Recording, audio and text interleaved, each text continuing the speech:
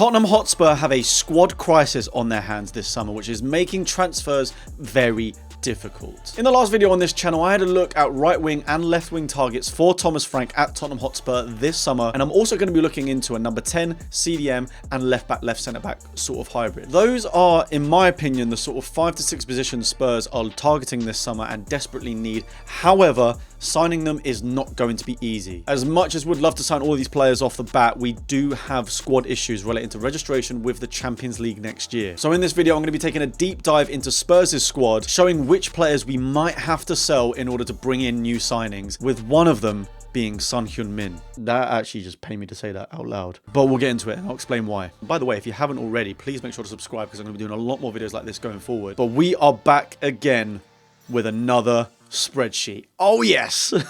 As you can see here, this is a breakdown of our squad, and I've split it into Premier League and UEFA competitions because the rules are different, and I'm gonna have to explain why. But first, let's just look at the Premier League side because this is by far the easiest. So normally what happens is your categories are split into non-homegrown, homegrown, and under 21s, as we can see in this category here. So the under 21s, you do not need to register for the Premier League, and we have signed a lot of those. That leaves the rest of the players that we have over here. And by the way, I've put in the brackets, as you can see up here, when their contract expires. Obviously, we've extended Ben Davies's now to next year, so his expires in 2026. So does Sonny's and Bentancur's and Basuma's. I'm sure most of you are probably aware for the Premier League, you need a minimum of 8 homegrown players, which basically leaves a maximum of 17 non-homegrown. So as things stand with the current squad, our non-homegrown players are Son, Bentancur, Basuma, Romero, Richarlison, Kulusevski, Porro, Vicario, Van de Ven, Udogie, Sarr, Dragusin, and Kinski.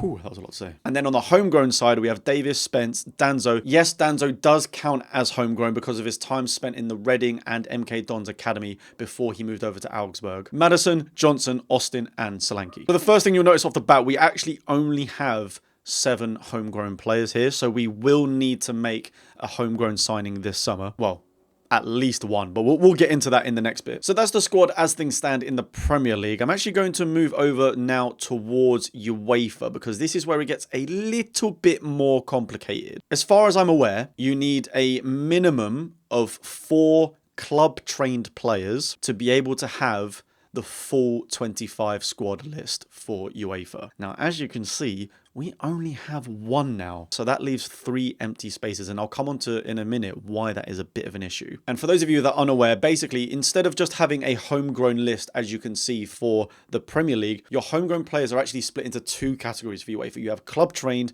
and you have association trained. Now, again, if I remember correctly off the top of my head when looking at the rules, a club trained player needs to be registered at the club for 3 seasons between the ages of 15 and 21. Whereas an association trained player is someone that was at another club within your association, so aka the FA, in that same time frame. So that's why you see the likes of Spence, Maddison, Johnson, and Gray here, because obviously Gray would have been at Leeds in this time frame. Now you'll see that Solanke is missing from this list, so he's over here with a star next to his name. I think this is basically just like a technicality with the rules. So basically your whole sort of A list, club trained association list, I think you can only have a maximum of 8 people in it, and because we don't have the minimum of 4 in club trained, you basically can only list in that sense a maximum of 4 in your association trained category. Effectively what ends up happening is whoever is like left over from association trained in that, which in this case would be Solanke and Ben Davies, I believe, they effectively both move into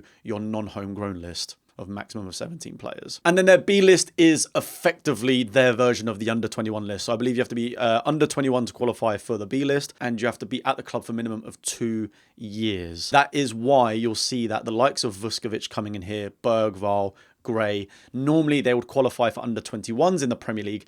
However, they don't count for the B list for Spurs yet, because they haven't been at the club for a minimum of 2 years. That is why I've also made a note down here that I believe next season, so we're talking the 26-27 season, I believe Gray, Bergvall, and Odebert will count for the B list because they will still be under 21 and they would have been at the club for a minimum of 2 years. So yeah, and as I was explaining earlier, however many spaces you don't fill in the club train category, your whole squad size gets dropped by that amount. So naturally you're supposed to have 25, but because we're missing 3 players in the club train section, we can only have a maximum squad size of 20 2, which is why we have a big issue for Spurs. We can only list 22 players, and the players that we normally wouldn't register for the under-21s will have to be registered. Even though it looks like we've got room to sign some non-homegrown players and a homegrown player, it becomes a bit of an issue for UEFA. In this scenario,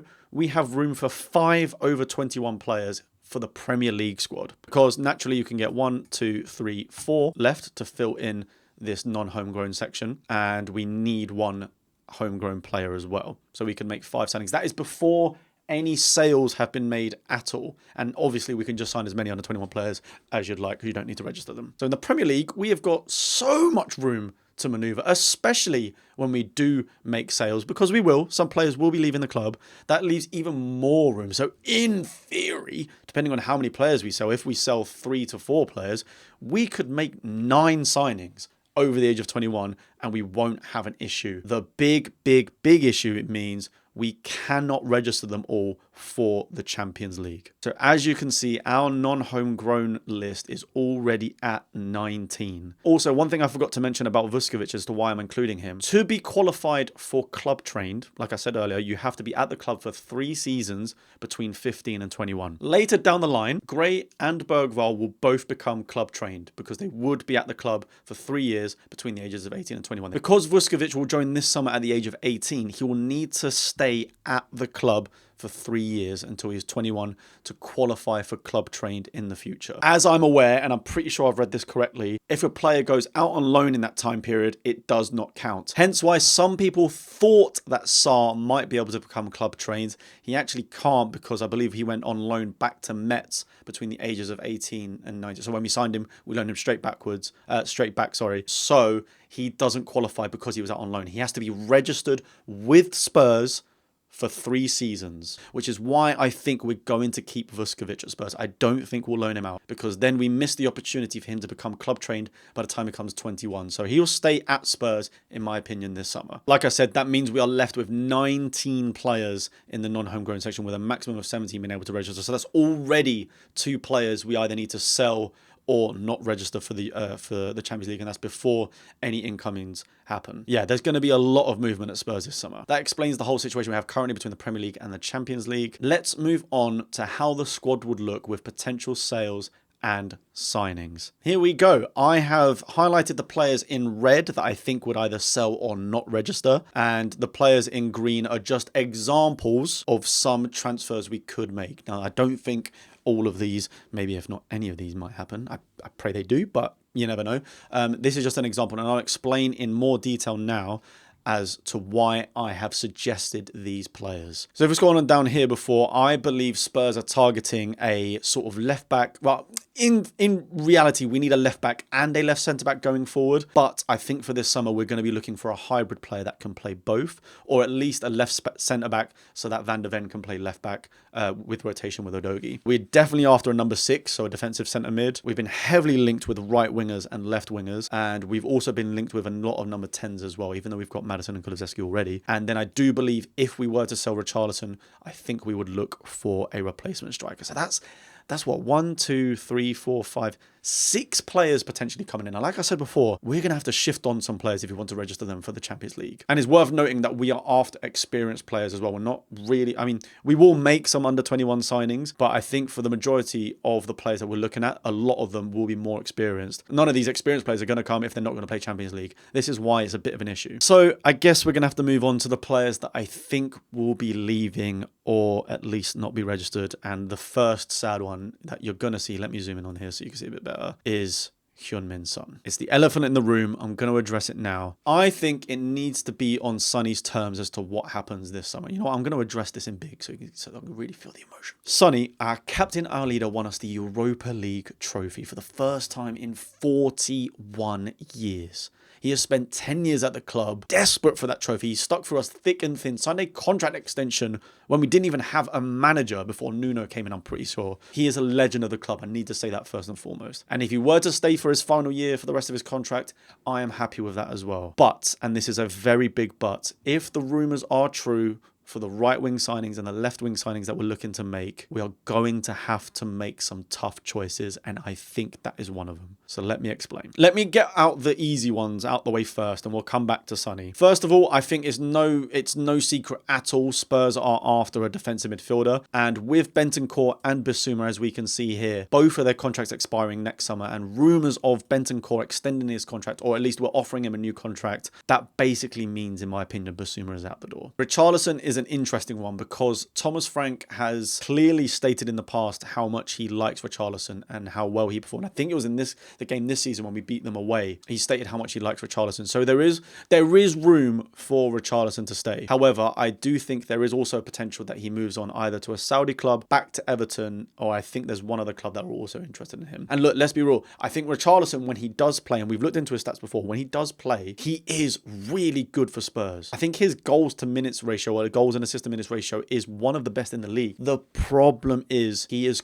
constantly injured. It's cliche, but the best form of ability is reliability in the Premier League, and if he's not available at the time, we might have to move him on, which is why I think we potentially might make another striker signing if he were to go. Now, Davis, I've also put out in red because I know we've just triggered his year extension. I personally think that is so we can get a fee for if he goes. If he doesn't, then fine. He'll stay in the Premier League. But I do also think, even if he does stay, I don't think he'll be part of the UEFA squad because of the fact that I think we need to make this sort of left centre-back, left-back signing. There is big question marks over Romero's future. I have left him unmarked so far because we're going to be demanding 70 million plus. Apparently Atletico Madrid want him, but they don't want to offer any more than 40 million.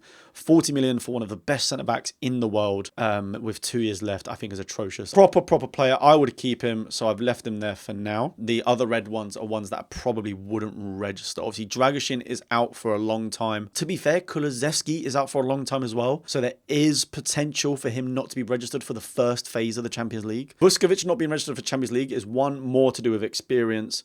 2, we need the room to be able to bring players in. Gray is potentially not registered, but also registered at the same time. I'm going to have to come back to him because whether he is or not is completely dependent on how many players we bring in. So let's explain why I think we'll probably have to sell Son this summer. Let's just assume for now, because we need to walk this through. Let's just assume for now that he is staying. That leaves 11 non-homegrown players. So there you go. You can make 6 signings in the non-homegrown category. If I assume Davis is gone, we're left with 6 homegrown players. So we're going to have to, if Davis goes, we're going to have to make 2 homegrown signings this summer. Over the age of 21, that is, because obviously the other ones don't have to be registered. If Davis stays, we only need 1. But let's compare that to the UEFA version. And I've just assumed now that Gray is registered, just so I can say why this is a bit of an issue. You'll notice that I've got Tell here. I think with everything that we're hearing from the club, I think it's almost guaranteed that Tell will come back. And I know a lot of people might not be happy about that. I think that deal is almost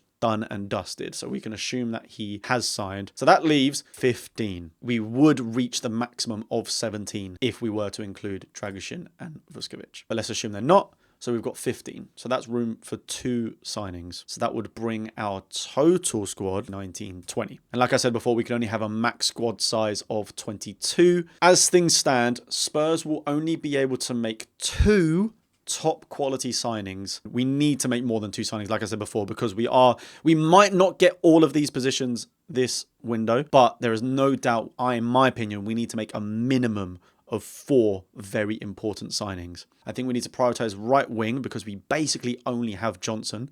Obviously, Kulusevski can play there. Odegaard can play there because he's played there for the France under-21s. And I think a left back, left centre back is paramount, especially if we've assumed that Davis is sold. So that's 3. And then I also think we can combine this sort of 10 left wing hybrid position. So now I'm going to explain why I have suggested these signings for Tottenham Hotspur and how it would fit in to our current squad. So let's go for the left back, left centre back situation. In my opinion, one of the best in Europe is Castello Luqueba. He is a brilliant French sort of left centre back who I think has also covered left back as well. Obviously that means he'd count as a non-homegrown in UEFA. Now on to CDM. This is, look, I'm in dream mode here, don't get me wrong, but in my opinion I would love one of Wharton or Baleba. Wharton would be phenomenal because that also covers the homegrown aspect. However, I know Crystal Palace are going to demand roughly 100 million for him. We don't make 100 million pound signings. So Wharton is a bit of a pipe dream, but it does sort of help this extra homegrown issue if we were to get him. The next best option, in my opinion, is Baliba.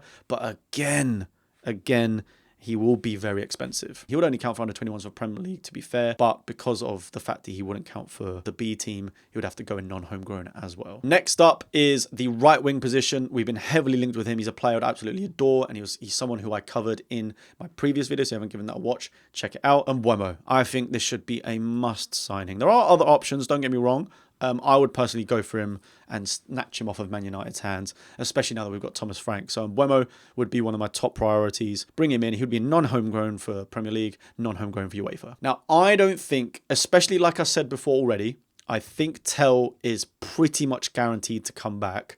So he will cover sort of left wing and striker.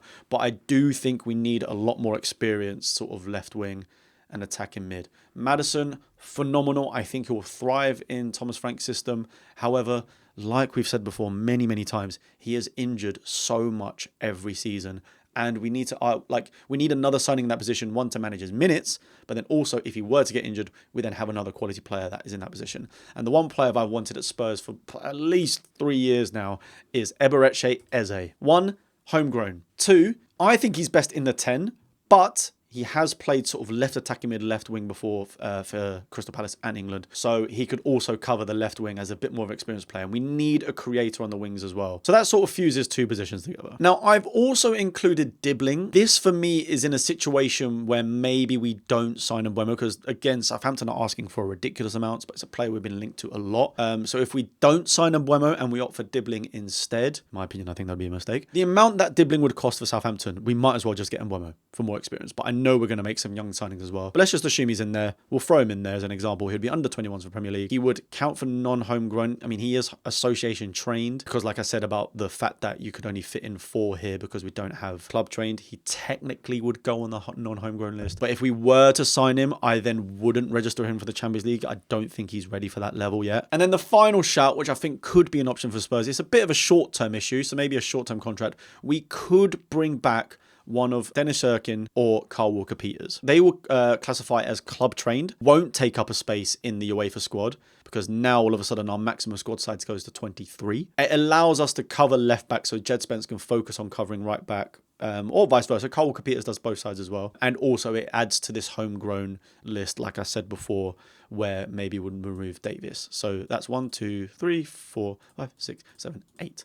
Homegrown players. This is how I see the squad could pan out. Now back to the Sonny issue very quickly. If we were to make these signings, not a problem in the Premier League. When it comes to UEFA, we would have 19 non-homegrown players. That is not allowed. We're going to have to remove 2 of them, which is why I think Sonny will go. Apparently we're extending Bentancur. Romero don't want to go anywhere. Danzo we've just signed. Kulusevski we won't sell. Porro, Vicario, Van der Ven, Odobert we just signed. He's pretty young. Adogi, Sarr, Solanke, Bergvall. We're not getting rid of those players. And there's a lot of links for him to go Saudi this summer as well and potentially Turkey. I think this could be a good moment for Sonny to move on as well, as much as I'd love him to stay forever. And then that still leaves one more space. And I think there's 2 options here. 1, we don't make the Lukeba signing or a left centre-back signing and we just make a Carl Walker-Peters signing. Sorry, by that my battery's died. So now we're moving on to this camera. It's not ideal. It's not an ideal situation at all. So in my opinion, we need to sign some form of left centre-back. So that means someone else either has to get sold or not registered. There's a couple of options for this. We don't register Kulusevski for the first half of the Champions League because I think he's out until November or something ridiculous. He's out for a long time. Alternatively, if Kulusevski isn't out for that long and we want to use him, could be Odobert, especially if we've got Tell, if we're signing Mbeumo, if we're signing Eze. And then the final option is not registering Archie Gray. I don't personally like it. Thomas Frank really wanted Gray at Brentford. And then also if for whatever reason Romero and Danzo get injured, then we're screwed because we haven't got Dragic or Vuskovic. But I'm just thinking if we were to make a CDM signing, that person I think will take priority over Gray. Bentancur will take priority as well to play alongside Bergvall. that basically leaves Gray not being registered. Again, I'd say the final option is just not signing Tell and then opting for a more experienced player. But like I said, guys, I know some people won't like it. I think he's almost guaranteed to return. So I have to consider that situation. Like I said, it is absolute mess right now. And why I think we're going to have some tough decisions to do this window. But we will need to make some signings, especially on the right and left wing. So if you want to know who I think are the best signings from the Premier League in those positions, then check out this video right here. And then also like and subscribe to the channel because I will be doing more videos like this in the future. I hope that was informative for you guys. Let me know what you think in the comment section below and I'll see you guys next time.